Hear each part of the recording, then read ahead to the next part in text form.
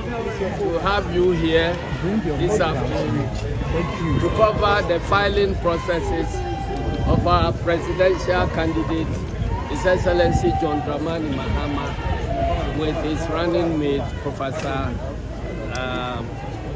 J. Nana Obukwajima. We've submitted our duly completed forms, which have been accepted. We are waiting for scrutiny and final response from the Commission. But we are very confident about the eligibility of our candidates, so we don't have anything to fear at all. We are also very confident that all the indications across the country point to an incoming change. A change that will help Ghanaians to decide their destiny and to reset our country's democracy. Amen. Amen. Amen. Ladies and gentlemen, we, however, have very serious concerns. I'm sure you've monitored the discussions between us and the Commission in the past 1 month relating to the various concerns that we have raised. So far, our concerns have not been addressed satisfactorily. And for the purpose of those who have not heard our concerns, we have serious concerns about the credibility of the register, because the voters register is the basis for all the elections. So if you get the register wrong, then everything begins to crumble. It means you are building on a weak foundation. We have said that the register that allows people to be transferred to other polling stations, other regions without their consent is a very, very serious omission in our electoral processes. Whenever you talk about credibility of the register, the response has always been that it is because the register has challenges. That is why we embark on exhibition. But this particular challenge actually rocks the foundation of the register itself, and it undermines the right of the people to choose their leadership and to vote at polling stations they have chosen for themselves. So if it is possible for a voter to be transferred from his polling station to a place outside his region completely, and in this case, the Commission has accepted that indeed that has happened. So we ask ourselves, then the protocols for the transfer and the safeguards against transferring people against their wish have been breached. How is it possible that these protocols the Commission has been calling robust, on their own admission, have been breached so easily?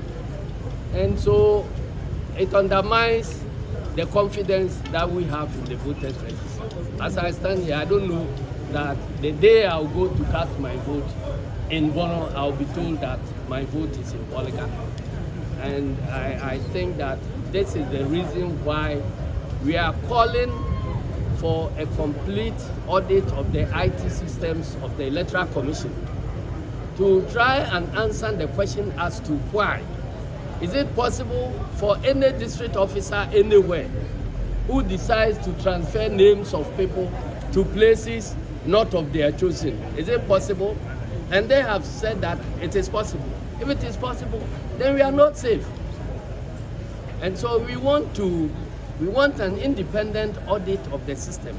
And if there is a way of breaching whatever protocol they have in place for transferring of names across countries, then we'll find ways of checking that one, because it goes to the foundation of the confidence we have in the voters register. We have appealed to our development partners, because we know a HIPIC country, the easiest response from government will be that there is no money to undertake that audit.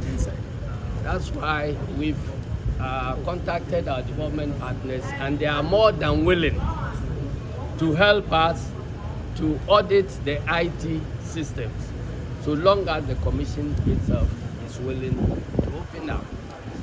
And so we are appealing to the commission that they must do the needful before we get into the elections. And we must get a credible register before the printing of ballot papers. Because if ballot papers are printed based on a register that is not credible, then the election has been undermined completely. This is the second time since the coming into office of this new commission that we have had to file nominations based on a draft register. I have always said that it is wrong, and they must do everything to correct that one, because a draft register is not a register.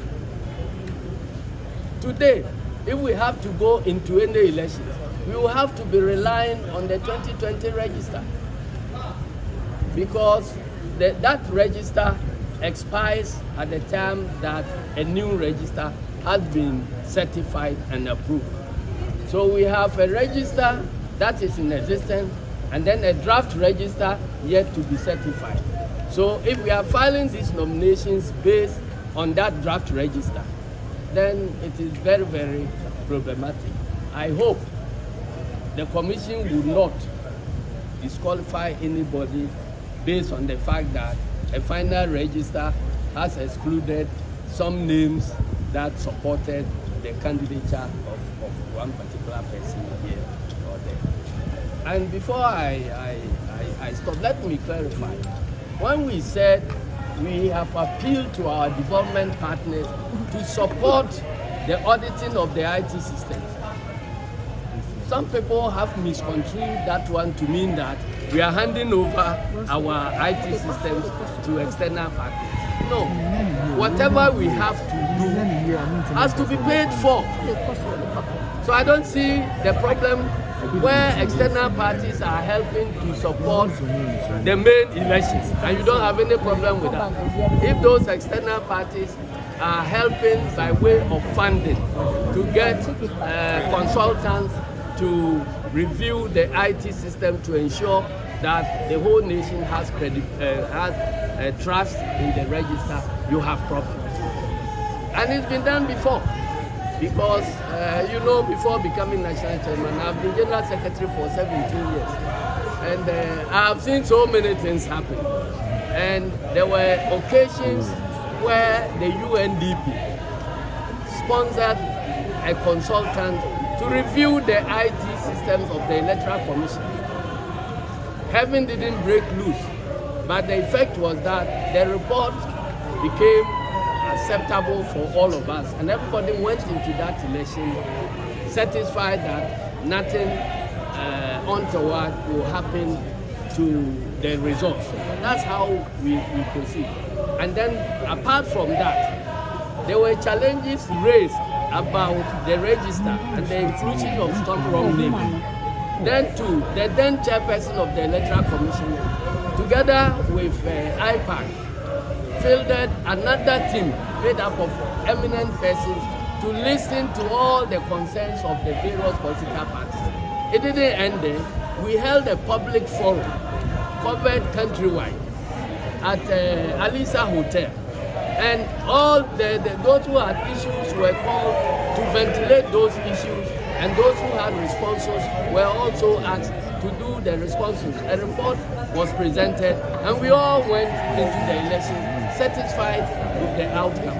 And so I don't think that this should, a commission that is interested in its own credibility and in the population accepted the credibility of the results of their work, would have any problems at all. If you don't have anything to hide, why are you running away? And you have been asking us. We have issues about missing BVRs and all that, which I cannot, enumerate here. And you, the media people, were with some of our people who intercepted and retrieved one of the stolen BVDs. So far, we don't have any response. We don't have any feedback as to how the progress is being made on the case involving those who allegedly have been arrested here at your commission and so on. This all generates some amount of, crowd suspicion and all that. And so, those of you who have been asking us, if they don't comply, what will you do? This is your answer. On the 17th of this month, the NDC is embarking on a massive nationwide demonstration in all 16 regional capitals. Descend on the Electoral Commission offices, and we in Accra will descend to the headquarters and present further petitions as to why we think that they should conduct themselves in a manner that will guarantee peaceful, free, and fair elections. I hope you will be with us, you will follow us, and we see where that takes us. Thank you very much, and may God bless our whole